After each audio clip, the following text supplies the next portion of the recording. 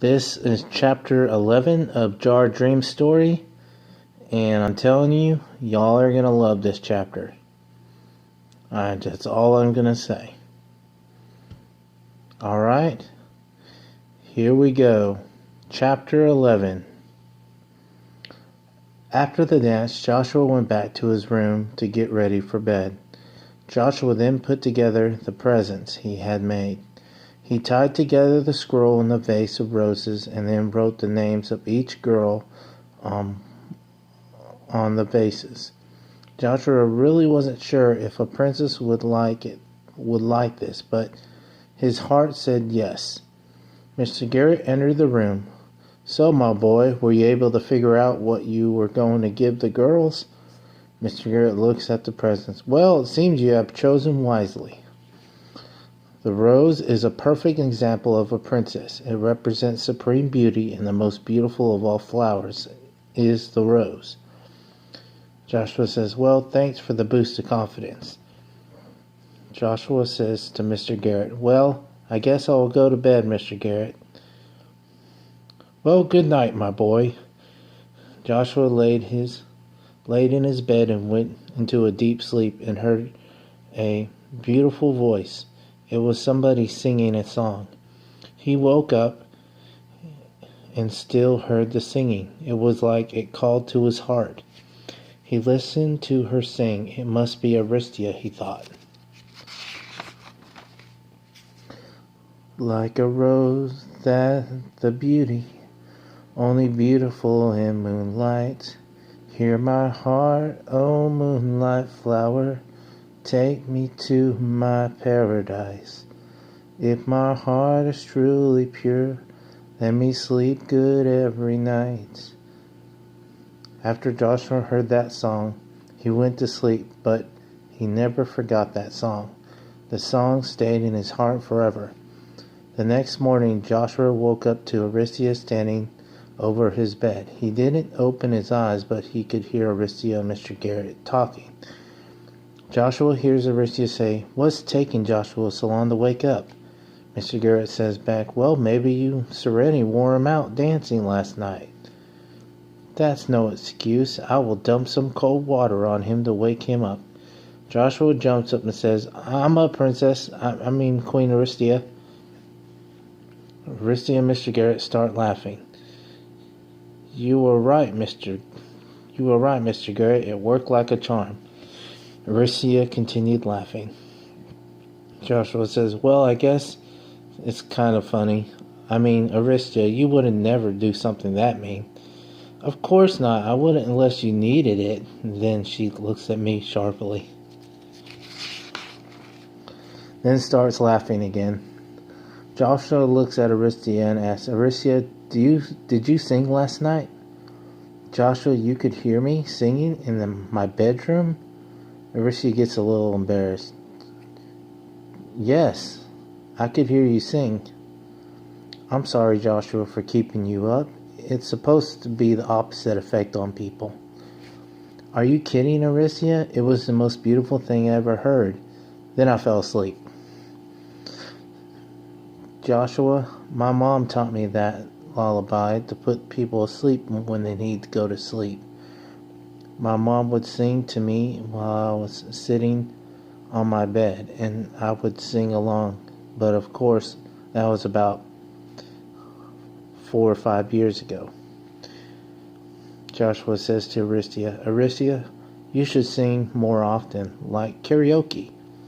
"Joshua, what is karaoke? That sounds like an insult." No, it's not an insult. It's just something fun me and my dad and my brothers will do together." "Wait a minute, Joshua. Are you saying you can sing?" "Joshua, you can sing good, right?" "I can sing okay, I guess." "Joshua, I order you to sing." Joshua gets shy. I can't, Aristia. I can't.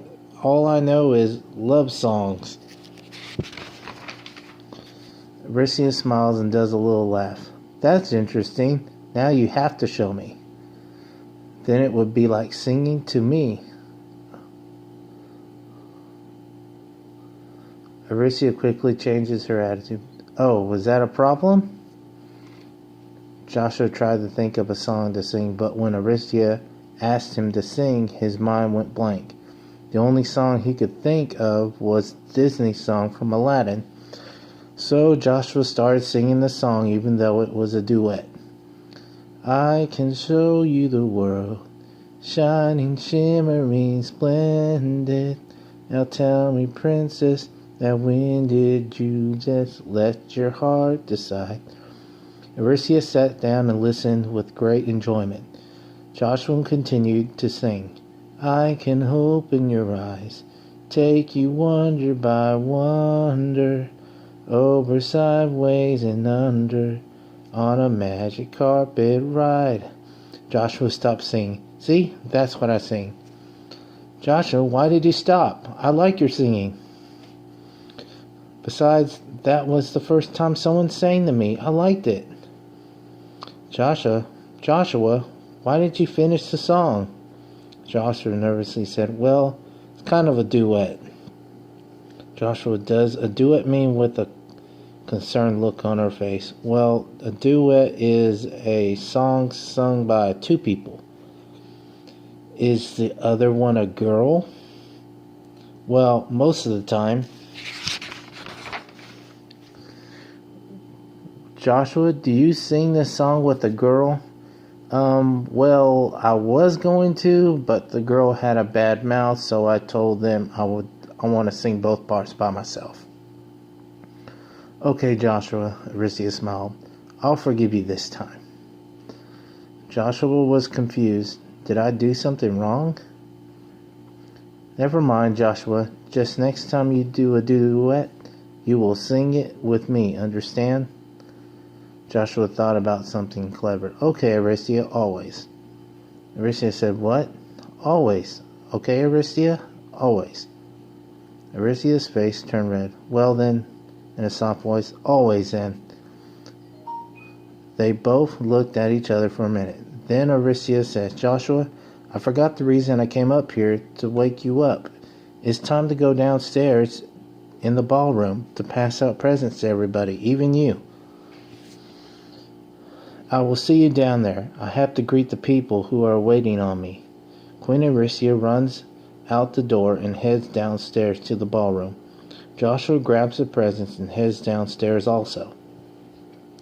Joshua opens the door to the ballroom. Aricia yells out to the crowd, and here is the boy who gave me the idea for this celebration. Joshua Romeo. The crowd cheers, and the place was packed. There was a lot of families and kids everywhere.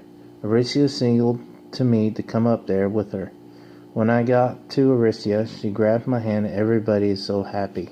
Joshua, that's what makes me happy. Serenity runs up to us. Hey Joshua. Oh, hi Aricia. So Aricia, are you ready to open presents? Serenity, you seem confident about your gift, like it will surprise everyone, even Joshua. Aricia, you know I wouldn't come unprepared. Joshua tries to calm things down. Wow, you two look beautiful this morning.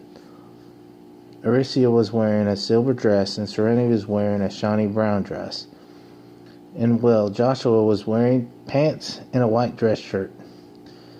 Both girls say thank you, and then Aricia turns and smiles at the crowd. Okay, everyone, it's time to open presents. Guards, start handing out presents to everyone in the village. Aricia asked Joshua a question. Joshua, would you like to be the first person to open a present? No, Aricia, the last will be first and the first will be last. It will be the greater honor to be last for me. If that's what you want to do, Joshua. We waited until everybody had a present in hand. Aricia yelled out, is everybody ready to open them up? Joshua waited for everyone to open their presents. Joshua enjoyed watching a lot of people open presents. Some people got nice plates, silverware. Some people got tapestries and cups and got nice vases for flowers. other useful household things, and now it was Joshua and Aricia Serenity turn to open presents. Serenity and Aricia opened their presents first. Both girls said with a smile, "Okay, this looks nice." Joshua gave each princess their Christmas gift.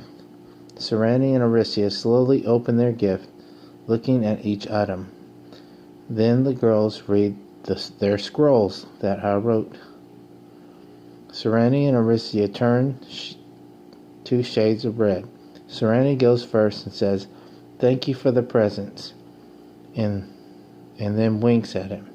Joshua wasn't really sure what she meant, so he winked back so he wouldn't be rude. Aricia smiles.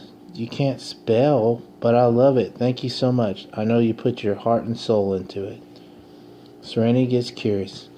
"What did yours say in the scroll?" "I guess, Serenity, you'll never know." Then laughs. Serenity scoffs. "Whatever, it really doesn't matter." "Okay, Joshua, it's your turn," Aricia says. Serenity nods in agreement. Joshua says, "Okay, girls, I will open the presents now." Joshua looked at both presents. Aricia's present was wrapped in silver and lace, and Serenity's was wrapped in gold and lace. Aricia said, "Open mine first, Joshua." "Okay," Joshua said, and slowly untied the bow and opened the small box. When Joshua looked at the present, he was speechless. Aricia said, "Look." Joshua was so surprised he's speechless. Aricia continues talking.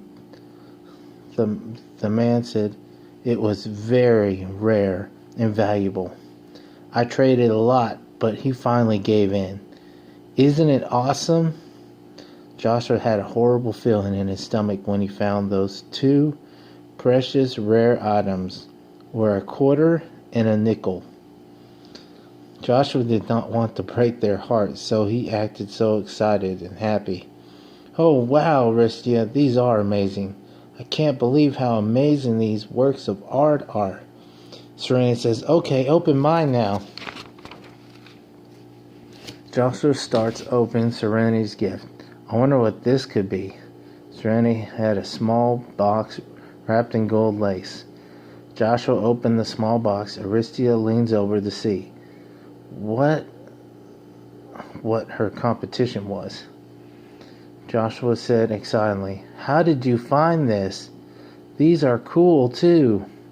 "Are these a matching set?" Serenity says proudly. "Yes, they are one of a kind," the man said. It must have took a man months to finish one piece of art, but 2 exact replicas. Joshua says with a smile, "Girls, thank you for your wonderful gifts. I would have never guessed I was getting that." Aricia said to Joshua, "What do you expect? We are royalty after all." Even though all this was going to make Joshua feel bad that they traded valuable things to get this change. After all that, Joshua told Aricia and Serenity, "Hey, I need to get some fresh air." Aricia asked Joshua, "Hey, are you feeling okay?" "Yes, I'm fine. I just got something on my mind that I can't shake off." Aricia says, "Okay, I understand. I will be in here if you need me." "Thank you, Aricia, for understanding."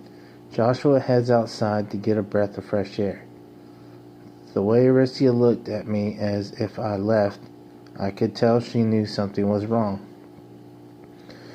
When Joshua got to the balcony, everything was quiet. No wind blowing, no birds singing, nothing. Joshua had a sick feeling in his stomach, like something bad was about to happen. Joshua stood out there for about 10 minutes. Then Aricia came outside. "Joshua, is everything okay?" "We were having a lot of fun in there," she said with a smile. "Joshua, you know you can tell me if something's wrong." "Aricia, it's not you or the party, it's me. Something really feels wrong. I'm not sure what it is, Joshua, you're not alone anymore. I looked inside your heart. The reason why your heart is so pure is because even though you were treated bad in life, you still put people before yourself. You forgave people when they hurt you. Joshua, you never held a grudge towards people. You always stand up for the right thing, even if it means you're going to get hurt. I am sorry I looked into your heart, but I needed to know if you were a good person. When I first met you, I had to be sure, so I took a peek. I was surprised to see a person from your world with a heart like yours. That's how I knew that the sword I gave to Mr. Garrett to give to you would be perfect for you. Aristia puts her hand on his shoulder and said, Joshua, you're my friend, and I don't like seeing you like this. Cheer up, will you? I'm sorry, Aristia. I think about a lot of things. Okay, Joshua, I will go back to the ballroom. I was just checking on you. Aristia started walking back. Then she turned around and said, Joshua, be cool, okay? Joshua turned around. What did you say? Aristia does a loud scream and yells out, Joshua! Joshua feels a strong gust of wind hit him, send him flying towards the palace wall hard. Joshua hit the wall and he felt an intense pain. He was about to pass out from the pain. He could hear someone say, see, without that sword, he's just a normal boy. That Joshua could barely make out what he was seeing. He could see a black-looking person with wings that could only mean one thing. He could hear Aristia screaming and crying and yelling, Joshua, what have you done to him? Aristia continued to say, not him, Joshua! Oh no, please no. And then Joshua blacked out and woke up to someone holding him and something wet hitting his face. Joshua opened his eyes and he felt his body get stronger all of a sudden. Serenity noticed that Joshua's eyes were opening. Mr. Garrett and Joshua is awake. The sword worked.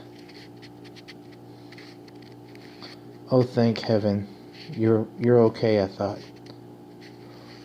I thought you were gone, Serenity said.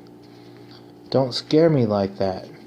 Serenity begins weeping on Joshua again. Mr. Garrett asked Joshua, so my boy, how are you feeling? Like I got ran over, but other than that, I'm okay. Well, that's good. What happened to Aristia? Joshua said. She got captured by the Demon Lord.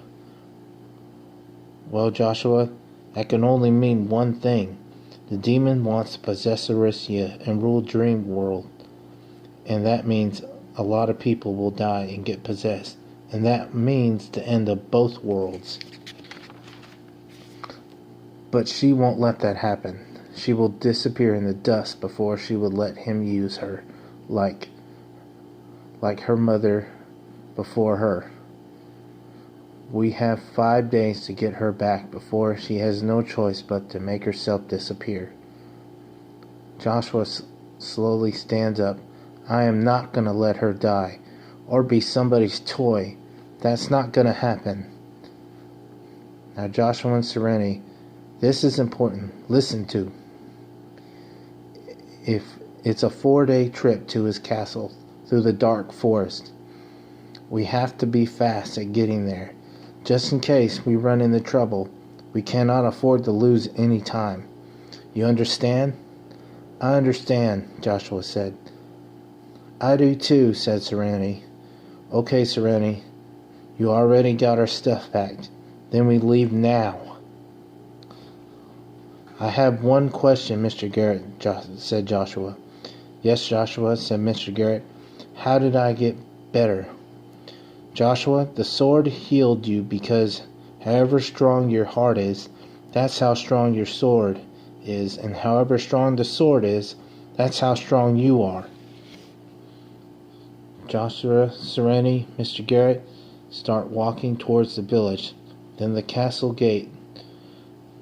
The three approach the gate to the castle, the villagers cheering as they exit the village. Alright, that's the end of chapter 11, and all the action is fixing to start taking place. Alright, if you like the story so far, please subscribe and have a great day. Bye.